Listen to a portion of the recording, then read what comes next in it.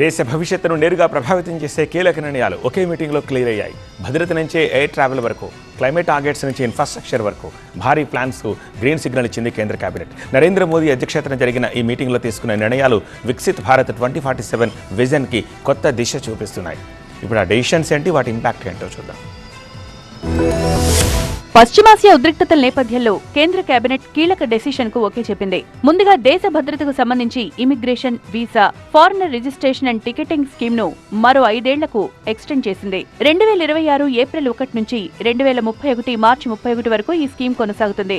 దీనికి సుమారు 1800 కోట్ల బడ్జెట్ కేటాయించారు. ఈ ఐవీఎఫ్ఆర్టీ ప్లాట్ఫామ్ వల్ల దేశంలోకి వచ్చే విదేశీయుల data, visa issue, immigration process ఇవన్నీ ఒకే డిజిటల్ సిస్టమ్ లో లింక్ చేస్తుంది.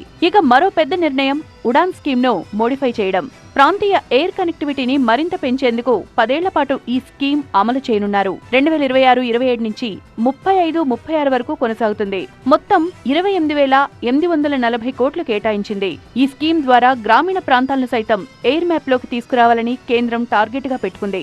ఇక క్లైమేట్ కు సంబంధించి కీలక డెసిషన్ తీసుకుంది. 2031 నుంచి 35 వరకు ఉండే ఎన్డీసీ లక్ష్యాలను కేబినెట్ ఆమోదించింది. మొత్తంగా చూస్తే ఈ కేబినెట్ నిర్ణయాలు 3 అంశాలపై ప్రధానంగా ఫోకస్ పెట్టాయి. Security and digital governance IVFRT, infrastructure and connectivity UDAN, sustainability and climate action NDC. ఈ 3 కలిసి వికసిత్ భారత్ 2047 విజన్ కు బలమైన బేస్ ఇస్తాయని కేంద్రం భావిస్తోంది.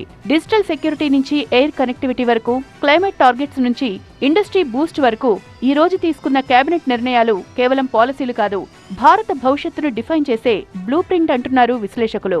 మరోవైపు కేంద్ర ఉద్యోగులు ఎదురుచూస్తున్న మరో కీలక అంశం డియర్నెస్ అలవెన్స్. ప్రతి 6 నెలలకు ఒకసారి రివిజన్ ఉండే డిఏపై కేబినెట్ మీటింగ్ లో స్పష్టమైన అప్డేట్ వచ్చింది. 2026 జనవరి నుంచి జూన్ వరకు ఉండే సైకిల్ కు సంబంధించి డిఏ పెంపుపై చర్చలు జరిగినప్పటికీ ఈసారి ఎలాంటి పెంపు ప్రకటించలేదు. ప్రస్తుతం డిఏ 58% వద్దే కొనసాగుతోంది. ఇది చాలా మందికి సర్ప్రైజ్. ఎందుకంటే సాధారణంగా ప్రతి 6 నెలలకు ఒకసారి డిఏ పెంపు ప్రకటిస్తారు. కానీ ఈసారి ప్రభుత్వం వెయిట్ అండ్ వాచ్ మోడ్ లో ఉన్నట్లుగా కనిపిస్తోంది. దీంతో కేంద్ర ఉద్యోగులు, పెన్షనర్లలో కొంత నిరాశ కనిపిస్తోంది.